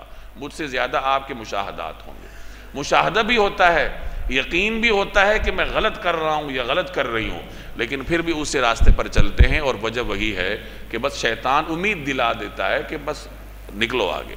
یہی صورتحال کا اداروں میں ہوتی ہے، خاص طور پر سرکاری اداروں میں، جہاں کوئی آدمی کام نہیں کرنا چاہتا، بس زبان درازی کی وجہ سے وہ اپنے اوپر والے جو اتھارٹیز ہیں ان کو خوش کرنے کی کوشش کرتا ہے، تو یاد رکھیے کہ ایسا آدمی زیادہ دیر تک منصب پر برقرار نہیں رہتا۔ تو اللہ فرما رہا ہے کہ دیکھ لو کہ ظالموں کا انجام کیسا ہو۔ وَجَعَلْنَاهُمْ أَئِمَّةً، ہم نے انہیں قائد بنایا تھا، امام کی جمع ائمہ، قائد بنایا تھا، يَدْعُونَ إِلَى النَّارِ، جو لوگوں کو دوزخ کی طرف بلاتے تھے، یعنی لوگوں کو اپنے پیچھے چلاتے تھے۔ اور کیوں چلاتے تھے؟ کہ ہم بھی دوزخ جا رہے اور یہ سارے لوگ بھی ہمارے پیچھے دوزخ میں آ جائیں۔ وَيَوْمَ الْقِيَامَةِ لَا يُنصَرُونَ، اور قیامت کے دن ان کو کسی کی مدد نہیں پہنچے گی۔ وَأَتْبَعْنَاهُمْ فِي هَذِهِ الدُّنْيَا لَعْنَةً، دنیا میں ہم نے لعنت ان کے پیچھے لگا دی ہے۔ وَيَوْمَ الْقِيَامَةِ هُمْ مِنَ الْمَقْبُوحِينَ، اور قیامت کے دن وہ ان لوگوں میں شامل ہوں گے جن کی بری حالت ہونے والی ہے۔ وَلَقَدْ آتَيْنَا مُوسَى الْكِتَابَ مِن بَعْدِ مَا أَهْلَكْنَا الْقُرُونَ الْأُولَى، ہم نے پچھلی امتوں کو ہلاک کرنے کے بعد موسیٰ کو ایسی کتاب دی تھی، بَصَائِرَ لِلنَّاسِ، جو لوگوں کے لیے بصیرت کی باتوں پر مشتمل تھی، وَهُدًى، اور سراپا ہدایت تھی، وَرَحْمَةً، اور رحمت تھی، لَعَلَّهُمْ يَتَذَكَّرُونَ، تاکہ وہ نصیحت حاصل کریں۔ جب بنی اسرائیل موسیٰ علیہ السلام کی قیادت میں مصر سے آزادی حاصل کر کے نکلے، اللہ نے سمندر ان کے لیے پار کرنا آسان بنا دیا۔ سمندر پار کر کے وہ آگے صحرائے سینا، وادی سینا میں آ گئے، جسے وادی طی بھی کہا جاتا ہے۔ جب اس میدان میں وہ آ گئے، انہیں آزادی نصیب ہوئی، تو بنی اسرائیل نے موسیٰ علیہ السلام سے فرمائش کی کہ آزادی تو ہمیں مل گئی، ہم آ گئے، اب ہم نے زندگی کیسے گزارنی ہے، لائحہ عمل کیا ہوگا؟ تو آپ اللہ سے درخواست کیجئے کہ اللہ تعالیٰ ہمیں کوئی کتاب عطا کر دے، کوئی قانون عطا کر دے، تاکہ اس قانون کی اتباع کر کے ہم زندگی گزار سکیں۔ بغیر قانون کے، بغیر لائحہ عمل کے تو زندگی نہیں گزرتی۔ تو موسیٰ علیہ السلام نے جب اللہ سے درخواست کی تو اللہ تبارک و تعالیٰ نے فرمایا کہ کوہ طور پر آؤ، 40 دن کا اعتکاف کرو۔ تو موسیٰ علیہ السلام دوبارہ کوہ طور جاتے ہیں، اعتکاف ہوتا ہے، پھر اللہ تبارک و تعالیٰ نے انہیں ایک قانون عطا فرمایا، لائحہ عمل عطا فرمایا، جو تختیوں پر لکھا ہوا تھا، جسے تورات کہا جاتا ہے۔ قرآن کریم میں بھی اس کا ذکر ہے۔ تورات کا معنی ہی قانون ہے۔ تورات قرآن کریم کے بعد دوسری بڑی جامع آسمانی کتاب ہے، جس میں اللہ نے جامعیت کے ساتھ بنی اسرائیل کو مختلف احکامات عطا کیے تھے۔ تو یہاں اسی کا ذکر ہے کہ اللہ تبارک و تعالی نے بنی اسرائیل کو کتاب عطا کی تورات کی شکل میں، اور اس تورات میں بنی اسرائیل کے لیے عبرت کا سامان تھا، رحمت کا سامان تھا، اللہ کا کلام تھا۔ اپنے زمانے میں لوگوں کے لیے، اللہ کے بندوں کے لیے رحمت تھا اگر وہ اس پہ عمل کرتے۔ لیکن تورات بنی اسرائیل نے زیادہ دیر سنبھالی نہیں۔ موسیٰ علیہ السلام کے بعد بنی اسرائیل پر جب پہلا بادشاہ بخت نصر کی شکل میں مسلط ہوا تو اس نے تورات کے نسخے جلا دیے اور کچھ اپنے ساتھ لے گیا، اور اس کے بعد بنی اسرائیل کے پاس جو اللہ کی براہ راست کتاب تھی تورات، وہ باقی نہ رہی۔ پھر انہوں نے اپنی یادداشت سے لکھ لی، حضرت عزیر نے بھی لکھوائی، بعد میں بھی مختلف مواقع پر وہ اس میں اپنی چیزیں شامل کرتے رہے۔ تو جب ایک مرتبہ ان کے پاس راستہ کھل گیا چیزیں شامل کرنے کا، تو بعد میں مختلف اوقات میں بنی اسرائیل نے، یہودیوں نے اس میں ایسی چیزیں شامل کر دی جو ان کی منمانی تھی۔ خاص طور پر اپنی مخالف اقوام کے لیے انہوں نے ایسی ظالمانہ باتیں اس میں شامل کی ہوئی ہیں، جس میں یعنی صراحتاً ذکر ہوتا ہے کہ اپنے جو مخالف قوم ہے اس کے بچوں کو مار دو، اس کی عورتوں کو مار دو، اس کی ساری قوم کو ختم کر دو۔ یہ جو اسرائیل آپ کو غزہ میں کرتا ہوا نظر آتا ہے، تو یہ ان کی مذہبی چیزیں ان کو سکھاتی ہیں۔ یہ جو مختلف یہودیوں کی زبانوں سے آپ کو آگ اگلتی نظر آتی ہے، وہ بچوں کو مارنے کے بارے میں بات کرتے ہیں، عورتوں کو مارنے کے بارے میں بات کرتے ہیں، تو اس کی وجہ یہی ہے کہ ان کی مذہبی کتابوں میں یہ مذہبی تعبیرات ہیں۔ تو زیادہ دیر وہ اللہ کی اس کتاب کو سنبھال نہ سکے، اور اللہ نے چونکہ اس کی حفاظت کی ذمہ داری نہیں لی تھی، حفاظت کی ذمہ داری خود ان پہ ڈالی تھی کہ تم اس کی حفاظت کرو، اور وہ حفاظت نہ کر پائے۔ قرآن کریم اللہ نے نازل بھی کیا ہے اور اس کی حفاظت کی ذمہ داری بھی لی ہے۔ یہی وجہ ہے کہ آج تک اس کا ایک حرف، کوئی ایک زبر زیر کوئی تبدیل نہ کر سکا۔ تو اللہ نے یہاں تورات کا ذکر کیا ہے کہ اللہ نے ان کو تورات دی تھی، اور تورات میں ان کے لیے بصیرت کی باتیں تھیں، ہدایت تھی، اگر وہ اس پہ عمل کرتے۔ یہاں تک بات پوری ہو گئی۔ جو موسیٰ علیہ السلام کا واقعہ اللہ تبارک و تعالیٰ نے سنایا اور اس سے جو پیغام دینا تھا، اب آگے پیغام کا ذکر ہے۔ چونکہ یہ سورت مکہ میں نازل ہوئی اور اہل مکہ رسول اللہ صلی اللہ علیہ وسلم کی رسالت کا انکار کیا کرتے تھے مختلف طریقوں سے، اور کہا کرتے تھے کہ یہ جو قرآن کریم ہے یہ آسمانی کتاب نہیں ہے، یہ تو خود بنائی گئی ہے اور ہم اس کو آسمانی کتاب نہیں مانتے۔ اب یہاں چند آیات میں اہل مکہ کے سامنے عقیدہ رسالت کے دلائل بیان کیے جا رہے ہیں۔ خلاصہ یہی ہے کہ یہ جو کتاب ہے یہ کسی نے خود سے نہیں بنائی، اللہ کی طرف سے ہے۔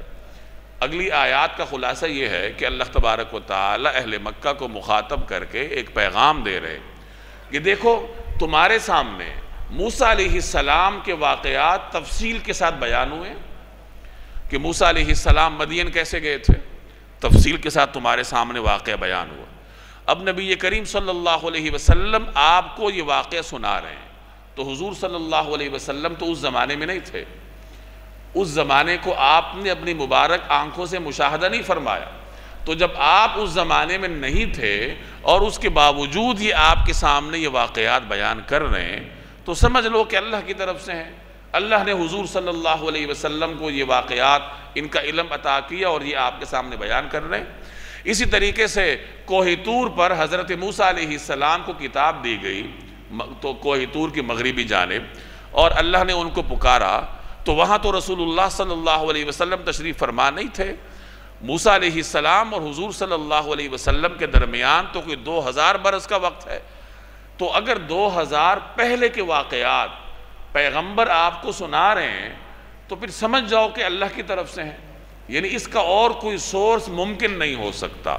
یعنی عقلی طور پر اہل مکہ کو سمجھایا جا رہا ہے کہ دیکھو یہ واقعات جو قرآن کریم تمہیں سنا رہا ہے تو تمہیں سمجھ جانا چاہیے کہ یہ اللہ تبارک و تعالی کی جانب سے ہیں۔ دیکھیے وَمَا كُنْتَ بِجَانِبِ الْغَرْبِيِّ، اور اے پیغمبر آپ اس وقت مغربی جانب موجود نہیں تھے، یعنی کوہ طور کی مغربی جانب۔ اِذْ قَضَيْنَا إِلَى مُوسَى الْأَمْرِ، جب ہم نے موسیٰ کو احکام سپرد کیے تھے، یعنی جب موسیٰ کو منصب رسالت تفویض کیا جا رہا تھا تو اے پیغمبر آپ تو وہاں نہیں تھے۔ وَمَا كُنْتَ مِنَ الشَّاهِدِينَ، اور نہ آپ ان لوگوں میں سے تھے جو اس کا مشاہدہ کر رہے ہوں۔ وَلَكِنَّا أَنشَأْنَا قُرُونًا، بلکہ ان کے بعد ہم نے بہت سی نسلیں پیدا کی، فَتَطَاوَلَ عَلَيْهِمُ الْعُمُرُ، جن پر طویل زمانہ گزر گیا، یعنی 2000 برس کا وقت گزرا ہے، درمیان میں کتنی نسلیں گزری ہیں۔ تو جب پیغمبر اس زمانے میں نہیں تھے اور نہ ہونے کے باوجود وہ آپ کو یہ واقعات تفصیل سے سنا رہے ہیں تو آپ کو سمجھ جانا چاہیے کہ اللہ کی جانب سے ہیں۔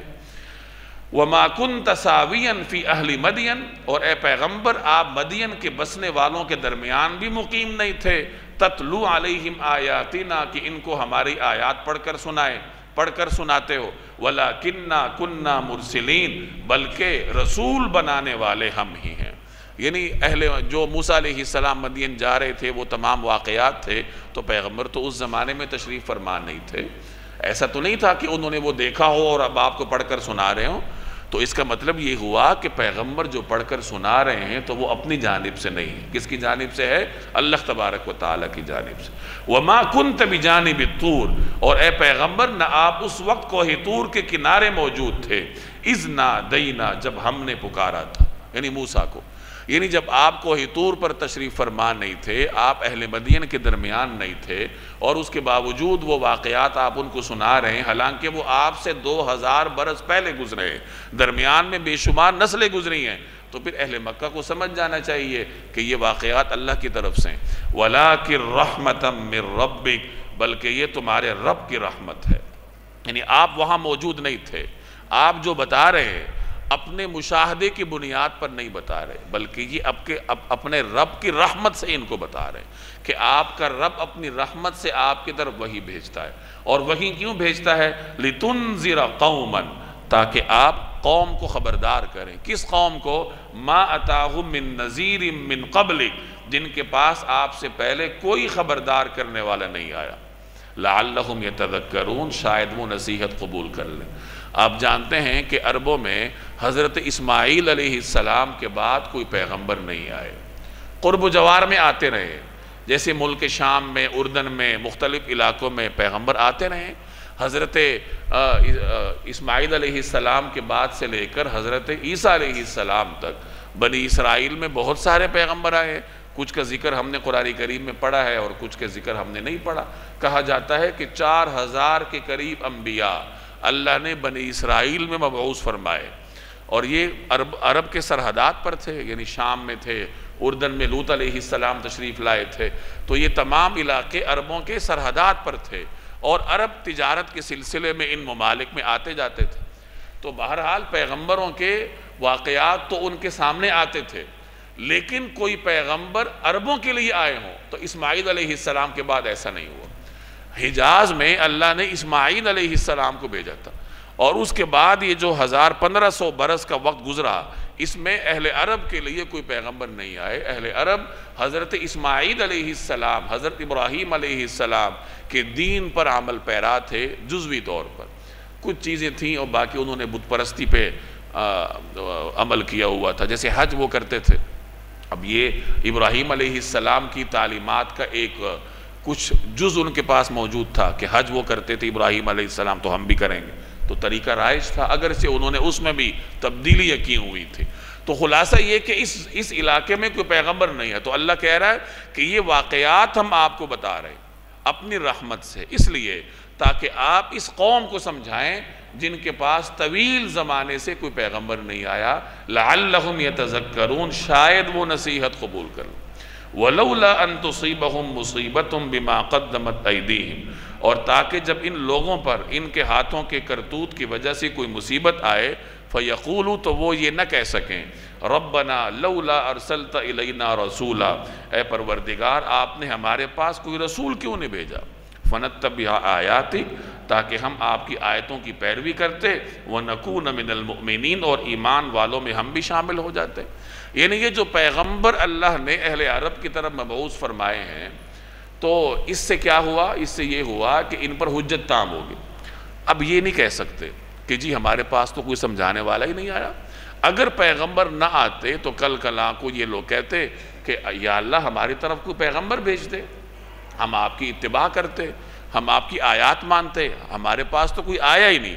تو پیغمبر کی بعثت سے اب عربوں کے پاس یہ کہنے کا بھی کوئی امکان باقی نہیں رہا، یعنی امت یہ بھی نہیں کہہ سکتی کہ جی ہمیں تو کوئی سمجھانے والا ہی نہیں آیا۔ سمجھانے والا آ چکا ہے، پیغام آ چکا ہے، پوری دنیا میں چھا چکا ہے۔ اب امت کا کوئی ایک فرد بھی یہ نہیں کہہ سکتا کہ جی میرے پاس تو پیغام ہی نہیں آیا، میں کس کی اطاعت کرتا۔ فَلَمَّا جَاءَهُمُ الْحَقُّ مِنْ عِنْدِنَا، پھر جب ان کے پاس ہماری طرف سے حق آ گیا، قالو، تو وہ کہنے لگے لولا اوتی مثل ما اوتی موسیٰ، کہ ان پیغمبر کو اس جیسی چیزیں کیوں نہیں دی گئیں جیسے موسیٰ کو دی گئی تھی۔ جس نے نہیں ماننا ہوتا تو وہ ایک سے ایک نئی چیز نکال کر لاتا ہے نا۔ تو عرب کہنے لگے کہ رسول اللہ صلی اللہ علیہ وسلم کو وہ معجزات کیوں نہیں دیے گئے جو موسیٰ علیہ السلام کو دیے گئے، یعنی ان کو تورات کی ساری تختی ایک ہی مرتبہ اللہ نے دی تھی، ان کو کیوں نہیں دی گئی؟ ان کے پاس قرآن کریم وقفے سے کیوں آ رہا ہے؟ موسیٰ علیہ السلام کو یہ معجزہ ملا تھا کہ ان کا ہاتھ چمکتا تھا، ان کو کیوں نہیں ملا؟ تو جب یہ باتیں وہ کہنا شروع ہو گئے تو اللہ نے ان سے کہا اسی آیت میں کہ کیا تم موسیٰ پر ایمان لا چکے ہو جو تم یہ کہتے ہو کہ ان کے پاس وہ معجزات کیوں نہیں ہیں؟ تم تو ان کے بھی انکاری ہو۔ کہا جاتا ہے کہ عربوں نے اپنے طور پر یہ کوشش کی کہ ہم یہ جانیں کہ یہود اور نصارہ کے جو پیغمبر ہیں ان کی کتابوں میں کیا ہے۔ ان کی کتابوں میں دیکھا کہ وہاں بھی شرک کی نفی ہے، وہاں بھی یہ کہا گیا کہ شرک نہ کرو۔ تو جب انہوں نے یہ دیکھا کہ یہ تو پچھلی آسمانی کتابیں بھی ہمارے عقیدوں کے خلاف ہے، تو کہنے لگی کہ یہ سارا ہی جادو ہے، یعنی کیا تورات، کیا قرآن کریم، کیا یہ سارے پیغمبر، یہ سب کیا ہے؟ جادو ہے جو ایک دوسرے کی تائید کرتے۔ تو اسی کا ذکر یہاں ہے کہ جب انہوں نے یہ کہا کہ موسیٰ علیہ السلام جیسے معجزات ان کو عطا کیوں نہیں ہوئے، تو اللہ نے کہا اولم یکفروا بما اوتی موسیٰ من قبل، کہ حالانکہ جو چیز موسیٰ کو دی گئی تھی کیا انہوں نے پہلے ہی اس کا انکار نہیں کر دیا تھا؟ کہ یہ تورات کی تعلیمات کا انکار نہیں کرتے؟ اور قالو، اور انہوں نے کہا تھا سحران تظاہرا، یہ دونوں جادو ہیں جو ایک دوسرے کی تائید کرتے ہیں، یعنی قرآنی تعلیمات اور تورات کی تعلیمات یہ تو دونوں جادو ہیں، ایک دوسرے کی تائید کرتے ہیں۔ وقالو، اور انہوں نے کہا انا بکل کافرون، کہ ہم ان میں سے ہر ایک کے منکر ہیں۔ اب دیکھیے نا قرآن کریم کیسے مکالمہ کرتا ہے منکرین کے ساتھ، ان کے مختلف دلائل میں سے ایک ایک کو پکڑ کے اس کا توڑ کرتا ہے، یعنی ان کی ایسی دلیل جو واقعتاً کوئی تھوڑا بہت وزن رکھتی ہو تو قرآن کریم اس کا ذکر کرتا ہے، اس کا توڑ کرتا ہے، ان کے ساتھ باقاعدہ مکالمہ کرتا ہے۔ ہاں جہاں وہ افواہیں کرتے ہیں، مختلف پروپیگنڈے کرتے ہیں، تو اس کا ذکر قرآن کریم نہیں کرتا۔ قل، آپ کہہ دیجئے فَأْتُوا بِكِتَابٍ مِّنْ عِنْدِ اللَّهِ، کہ اچھا تم اللہ کے پاس سے کوئی کتاب لے آؤ، یعنی اگر تم زیادہ سچے ہو، میری کتاب کو نہیں مانتے تو تم لے آؤ۔ هُوَ أَهْدَى مِنْهُمَا، جو کہ ان دونوں سے زیادہ ہدایت پر مشتمل ہو۔ تورات کا بھی انکار کرتے ہو، قرآن کا بھی انکار کرتے ہو، تو ان دونوں سے زیادہ ہدایت والی کون سی کتاب ہو سکتی ہے؟ وہی لے آؤ ان کنتم صادقین، اگر تم سچے ہو۔ هُوَ أَهْدَى مِنْهُمَا، جو ان دونوں سے زیادہ ہدایت والی ہو، اتبعہ، میں اس کی اتباع کر لوں گا، ان کنتم صادقین، اگر تم سچے ہو، یعنی اگر تم سچے ہو تو تورات اور قرآن کریم سے زیادہ ہدایت والی کتاب ہے تمہارے پاس، لے آؤ، ہم اس کی اتباع کر لیتے ہیں۔ ابھی نفسیاتی طور پر ان کو قائل کیا جا رہا ہے نا کہ نہ تمہارے پاس کوئی کتاب ہے، ہماری کتاب کو تم مان نہیں رہے، ایک ایک کر کے تمہیں سمجھایا جا رہا ہے کہ دیکھو یہ کسی نے خود سے نہیں بنائی، اللہ تبارک و تعالیٰ کی جانب سے ہے، اس کے باوجود تم نہیں مانتے۔ یہ آج کل ہمارے ہاں بہت سارے مغربی اہل علم ہیں، اہل قلم ہیں، جو قرآن کریم پر اعتراضات کرتے ہیں، ان کا اعتراض بھی یہی ہوتا ہے کہ اللہ کی جانب سے نہیں ہے یہ۔ اچھا پھر کس کی جانب سے ہے؟ کہتے ہیں کہ جی نبی کریم صلی اللہ علیہ وسلم نے معاذ اللہ یہود اور عیسائی کے علماء سے ملاقاتیں کی تھیں، ان سے سیکھا تھا۔ آپ کے پاس گزشتہ انبیاء کی کتابوں کا ایک باقاعدہ دفتر تھا، لائبریری تھی، وہاں سے یہ کتاب تعلیمات نقل کر کر کے قرآن کریم بنا لیا گیا۔ یہ آج کل کے زمانے کے وہ لوگ کہتے ہیں جو اپنے آپ کو تہذیب کا علمبردار کہتے ہیں، اپنے آپ کو عدل کا علمبردار کہتے ہیں، اور یہ وہ باتیں ہیں جو اس زمانے میں قریش بھی نہ کہہ سکے۔ جب قرآن کریم نے یہ تمام چیزیں ان کو بتا دیں کہ دیکھو تمہیں کہا جا رہا ہے کہ موسیٰ علیہ السلام مصر کیسے گئے تھے، تو پیغمبر تو اس زمانے میں نہیں تھے، تو پیغمبر نے کہاں سے سیکھ لیا؟ اللہ نے سکھایا ہے نا۔ تو قریش کا کوئی آدمی اٹھ کر یہ نہیں کہہ سکا کہ جی یہ تو پیغمبر نے فلاں عیسائی راہب سے سیکھا ہے، یا وہ جو بحیرہ راہب سے ملاقات ہوئی تھی، یا نستورہ راہب سے ملاقات ہوئی تھی بچپن میں، وہاں سے سیکھا ہے۔ کوئی ایک قریشی عرب بھی یہ کہنے کی جرت نہ کر سکا۔ اور بعد میں جب رومیوں کے ساتھ مسلمانوں کے ٹکراؤ ہوئے ہیں تو کبھی بھی ان میں سے کوئی ایک ہی جرت نہیں کر سکا کہ آج تم ہماری سلطنت کو رونتے ہو، حالانکہ تمہارا قرآن کریم تو ہماری کتابوں کا وہ ہے، اسی کی ایکسٹینشن ہے، اور تمہارے پیغمبر نے ہمارے راہبوں سے سیکھا تھا، یا ان کے پاس اس طرح کی کوئی لائبریری تھی یا کوئی اس طرح کی کتابیں تھی۔ عرب کا بچہ جانتا تھا کہ نبی کریم صلی اللہ علیہ وسلم نے کسی کے پاس کچھ سیکھا نہیں ہے، نہ آپ کسی کے پاس پڑھنے کے لیے گئے، تو آپ کے پاس کاغذات کہاں سے آتے یا کتابیں کہاں سے آتی؟ تو یہ آج کل کے زمانے کے لوگوں کی باتیں ہیں جو اپنے آپ کو تہذیب کا علمبردار کہتے ہیں، جن کے پیچھے کوئی لاجک نہیں ہوتی، کوئی دلیل نہیں ہوتی، ایک ہی چیز ہوتی ہے، اور وہ کیا ہے؟ تعصب۔ اور وہ میں پہلے عرض کر چکا ہوں کہ تعصب انسان کو اندھا کر دیتا ہے۔ فَإِن لَمْ يَسْتَجِيبُوا لَكَ، پھر اگر یہ تمہاری فرمائش پوری نہ کریں، یعنی اپنے پاس سے کوئی کتاب نہ لا سکیں، فَعْلَمْ، تو آپ جان لیجئے، أَنَّمَا يَتَّبِعُونَ أَهْوَاءَهُمْ، کہ در حقیقت یہ لوگ اپنی خواہشات کے پیچھے چل رہے ہیں۔ وَمَنْ أَضَلُّ مِمَّنِ اتَّبَعَ هَوَاهُ بِغَيْرِ هُدًى مِّنَ اللَّهِ، اور اس سے زیادہ گمراہ کون ہوگا جو اللہ کی طرف سے آئی ہوئی ہدایت کے بغیر بس اپنی خواہش کے پیچھے چلے۔ إِنَّ اللَّهَ لَا يَهْدِي الْقَوْمَ الظَّالِمِينَ، بے شک اللہ ظالم لوگوں کو ہدایت نہیں دیتا۔